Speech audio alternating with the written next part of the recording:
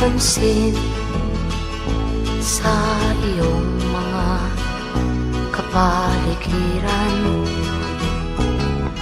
Kay dumi na ng hangin, pati na ang mga ilog natin.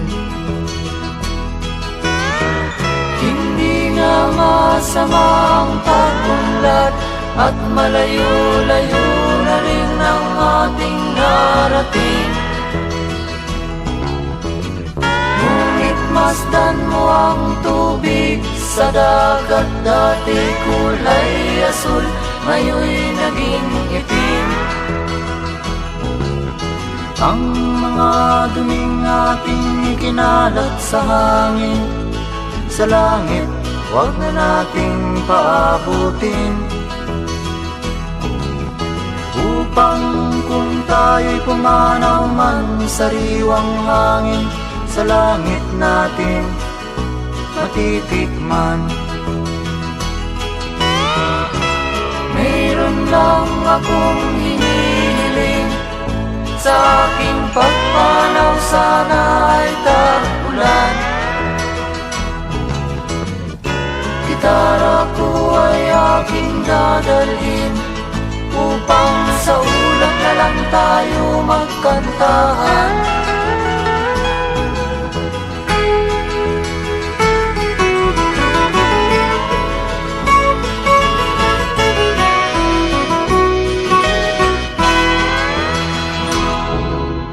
Ang mga batang ngayon lang isinilang, may hangin pa kayang matitikman.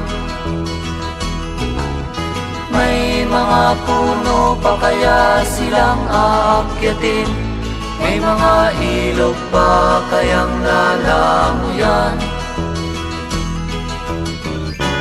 Bakit di natin pag-isipan ang nangyayari sa ating kapaligiran? Hindi nga masamang pagunlad kung hindi nakakasira ng kalikasan. Darating ang panahon, mga ibong dala ay wala nang madadapuan. Masdan mo ang mga punong dati ay kay katag, ngayon'y namamatay dahil sa ating kalukuhan. Lahat ng bagay na narito sa lupa, biyayang galing sa Diyos kahit nung ika'y wala pa. Ingatan natin at huwag nang sirain pa, pagkat pag kanyang linawi tayo'y mawawala na. Mayroon lang akong hinihiling, sa aking pagpanaw sana ay tag-ulan.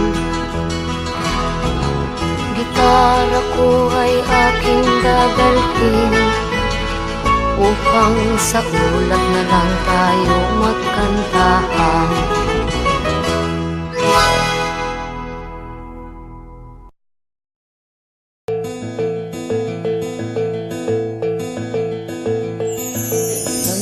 Kaibigan, ang kalikasan, mga bundok at dagat ay iyong pagmasdan.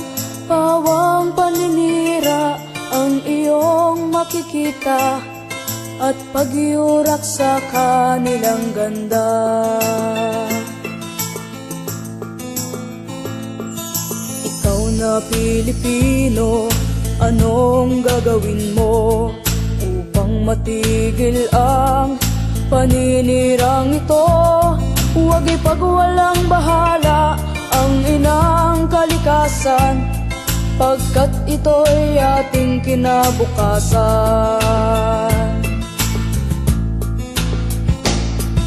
Gumising ka kaibigan, at iyong ipaglaban karapatan ng inang kalikasan. Pigilan ang mga ganit na mula sa kabundukan.